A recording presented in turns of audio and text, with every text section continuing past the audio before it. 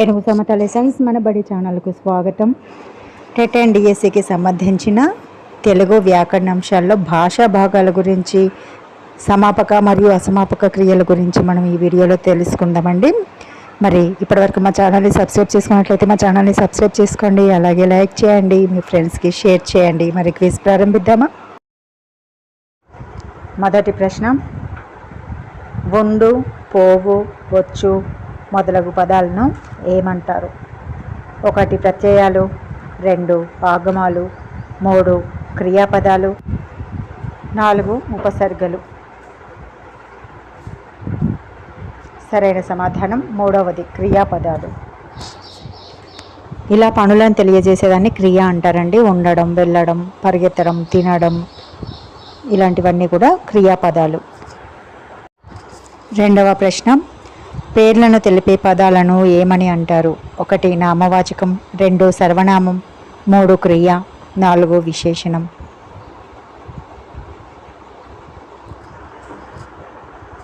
సరైన సమాధానం నామవాచకం. నామం అనగా పేరు, నామవాచకం అంటే పేర్లను తెలిపేది. ఊళ్ళ పేర్లు కానివ్వండి, వస్తువుల పేర్లు కానివ్వండి, మనుషుల పేర్లు, తర్వాత జంతువుల పేర్లు కానివ్వండి, ప్రదేశాల పేర్లు, ఇలాంటివన్నీ కూడా. ఉదాహరణకి హైదరాబాద్, జామ చెట్టు, రవి, గోపి, కృష్ణానది, ఇలాంటివన్నీ కూడా నామవాచక పదాలు అవుతాయి. మూడవ ప్రశ్న, క్రింది వాటిలో భాషా భాగాలకు సంబంధించింది గుర్తించండి. 1 క్రియ, 2 విశేషణం, 3 అవ్యయం, 4 పైవన్నీ.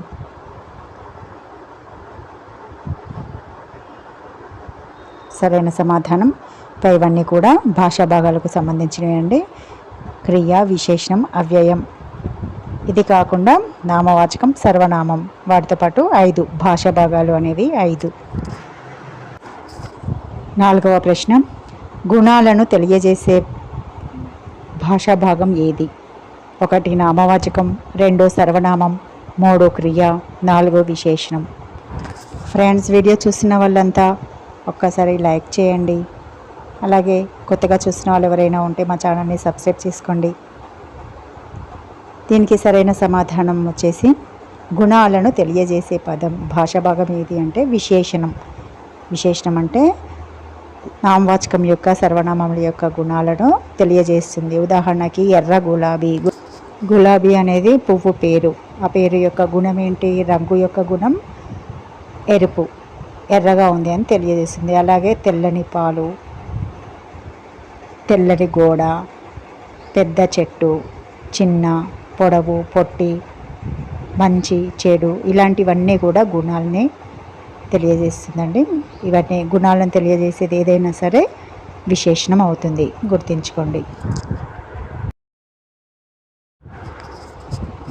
తర్వాత ప్రశ్న, పనులను తెలియజేసే భాషా భాగం. 1 క్రియ, 2 సర్వనామం, 3 నామవాచకం, 4 విశేషణం. సరైన సమాధానం క్రియ. ఏవైనా పనులను తెలియజేస్తుంది. ఉదాహరణకు రవి పాఠం చదువుతున్నాడు అనేది క్రియాపదం. ఆకాశంలో పక్షులు ఎగురుతున్నాయి అనేది 1 క్రియాపదం. సముద్రంలో అలలు ఉరకలేస్తున్నాయి అనేది క్రియాపదం. గాలికి చెట్టు కొమ్మలు ఊగుతున్నాయి అనేది 1 క్రియాపదం. ఇలాంటివన్నీ కూడా ఏదైనా పనిని తెలియజేసేది క్రియ అవుతుంది, గుర్తుంచుకోండి. 6వ ప్రశ్న, మామిడి చెట్టుకు కాయలు బాగా కాస్తున్నాయి. ఇక్కడ స్పెల్లింగ్ మిస్టేక్ వచ్చిందండి. మామిడి చెట్టు అనేది ఏ భాషా భాగం? గుర్తించండి. 1 అవ్యయము, 2 నామవాచకం, 3 క్రియ, 4 విశేషణం.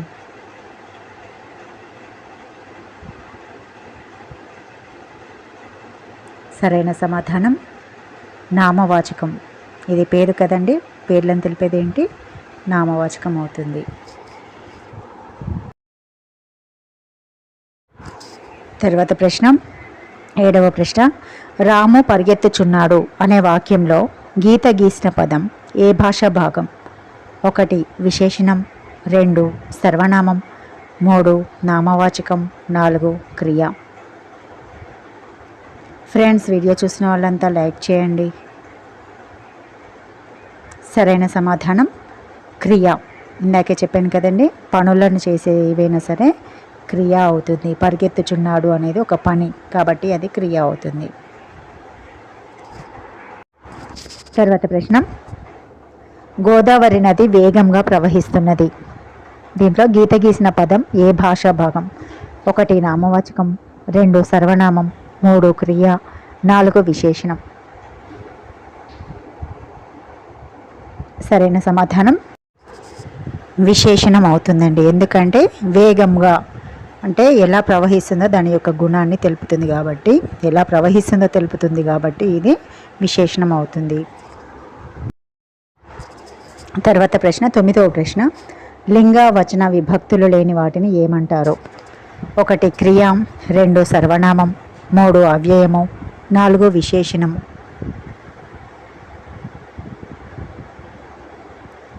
సరైన సమాధానం అవ్యయము. అంటే ఇందులో లింగాలకి వచనాలకి విభక్తులకి సంబంధం ఉండదు. అలా రాని పదాలని అవ్యయము అంటారండి.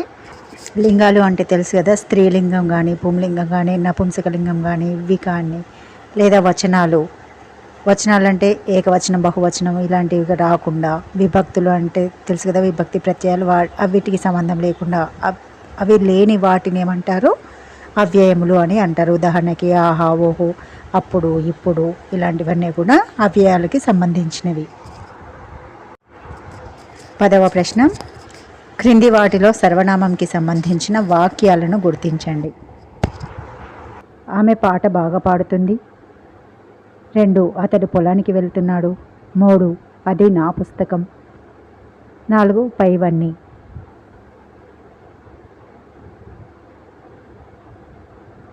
సరైన సమాధానం పైవన్నీ కూడా సరి అయినవే అండి. అవన్నీ కూడా సర్వనామం సంబంధించిన వాక్యాలు. ఆమె పాట బాగా పాడుతుంది, ఆమె అనేది సర్వనామం. అతడు పొలానికి వెళ్తున్నాడు, అతడు అనేది సర్వనామం. అది నా పుస్తకం, అది అనేది సర్వనామమే, నా అనేది సర్వనామమే. పేరుకు బదులుగా ఉపయోగించేదాన్ని ఏమంటారు? సర్వనామం అంటారు. నామవాచకానికి బదులుగా సర్వనామాన్ని ఉపయోగిస్తాము.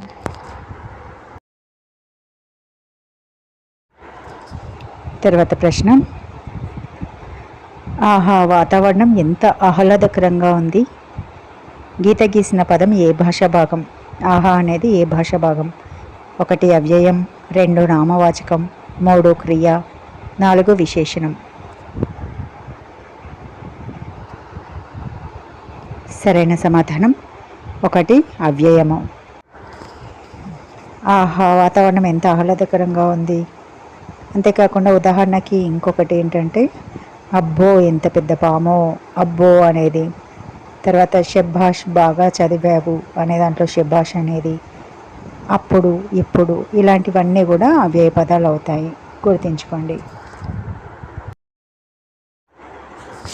తర్వాత ప్రశ్న, వాక్యాన్ని పూర్తి చేసి ఆ వాక్యం నాకు పూర్తి అర్థాన్నిచ్చే క్రియలను ఏమంటారు?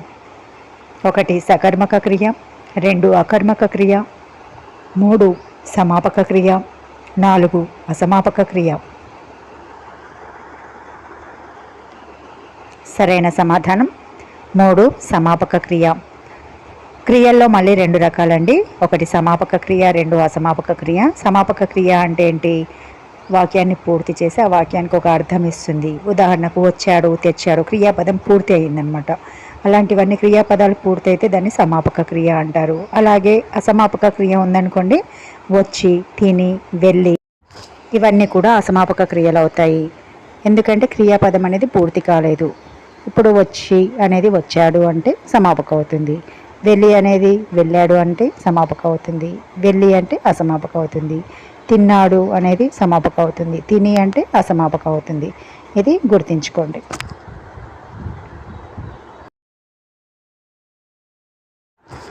తర్వాత ప్రశ్న, క్రింది వాటిలో సమాపక క్రియకు ఉదాహరణ తెలపండి, గుర్తించండి. 1 రాధ ఆడుతున్నది, 2 రాధ పాట పాడుతుంది, 3 రాధ చదువుతుంది, 4 పైవన్నీ. సరైన సమాధానం 4 పైవన్నీ. ఇవన్నీ కూడా సమాపక క్రియకు ఉదాహరణలు. రాధ ఆడుతున్నది, క్రియాపదం పూర్తయింది. క్రియాపదం పూర్తయి దానికి ఒక అర్థాన్ని ఇస్తుంది కాబట్టి ఇది సమాపక క్రియ అవుతుంది. అలాగే రాధ ఆడి అన్నామనుకోండి, అది పూర్తి అర్థాన్ని ఇవ్వదు కాబట్టి ఇంకా ఏదో చెప్పబోతున్నామని అర్థం, కాబట్టి అది అసమాపక క్రియ అవుతుంది. తర్వాత ప్రశ్న, జరిగిపోయిన క్రియలను తెలిపేది. 1 భూతకాల క్రియ, 2 భూతార్థం, 3 చేదర్థకం, 4 1 మరియు 2. సరైన సమాధానం 4 1 మరియు 2 సరి అయినవి. కాలాలు ఉంటాయి కదండి, భూతకాలం, వర్తమాన కాలం, భవిష్యత్ కాలం. అలా భూతకాలం అంటే జరిగిపోయిన కాలాన్ని భూతకాలం అంటారు. ఉదాహరణకి రాము అన్నం తిన్నాడు అన్నాము అంటే తిన్నాడు అనేది క్రియ. భూతకాలం అంటే ఆల్రెడీ తినేశాడు, జరిగిపోయింది కాబట్టి అది భూతకాల క్రియ అవుతుంది. అలాగే రాము అన్నం తింటున్నాడు అన్నామనుకోండి, అది వర్తమానంలో ఉంది, క్రియ అనేది తింటున్నాడు, జరుగుతుంది, ప్రస్తుతం జరుగుతుంది కాబట్టి అది వర్తమాన కాల క్రియ అని అంటారు. ఇలాగే ఏవైనా దీన్ని బట్టి చెప్పొచ్చు. తర్వాత ప్రశ్న, క్రింది వాణిలో భూతకాల క్రియలను తెలియజేసేవి. 1 చదివాడు, 2 చదివి తిని, 3 వెళ్ళితిరి, 4 పైవన్నీ. ఫ్రెండ్స్, వీడియో చూసిన వాళ్ళంతా లైక్ చేయండి. ఇప్పటివరకు మా ఛానల్ని సబ్స్క్రైబ్ చేసుకున్నట్లయితే మా ఛానల్ని సబ్స్క్రైబ్ చేసుకోండి.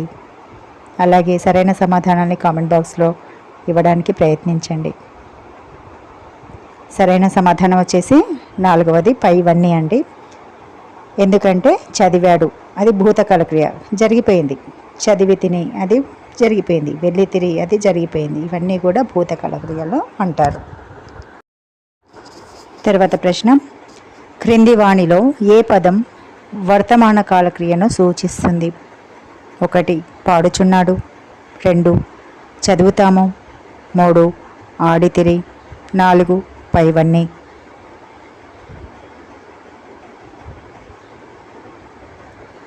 సరైన సమాధానం 1 పాడుచున్నాడు అనేది సరి అయినది. తర్వాత ప్రశ్న, వాక్యమును పూర్తి చేయని క్రియలను ఏమంటారు? 1 అకర్మక క్రియ, 2 అసమాపక క్రియ, 3 సకర్మక క్రియ, 4 1 మరియు 2.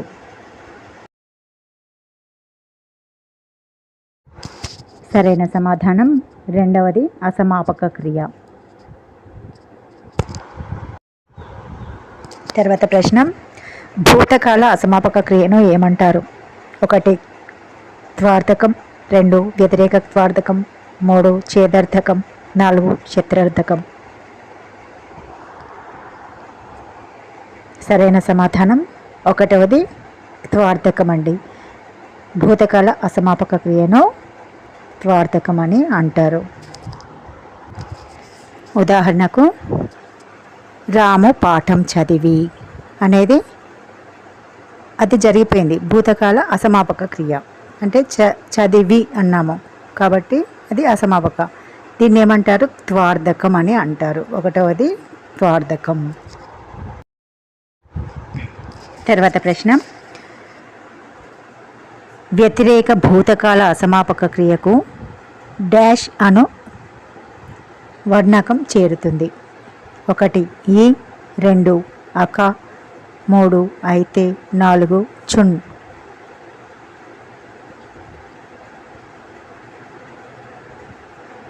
సరైన సమాధానం 2వది అక. ఎందుకంటే అక అనేది ఎలా వస్తుంది? ఉదాహరణకు చదివి అన్నప్పుడు అసమాపక అవుతుంది. మరి చదివికి వ్యతిరేక పదం ఏంటి? చదవక. చదవక అన్నప్పుడు అందులో ఏ శబ్దం వస్తుంది? అక అనే శబ్దం వస్తుంది.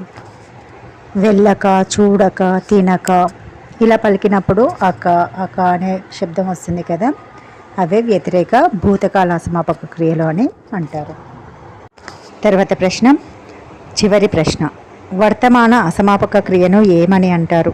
1 చేదర్థకం, 2 తుమున్నర్థకం, 3 శత్రార్థకం, 4 అనంతర్యార్థకం.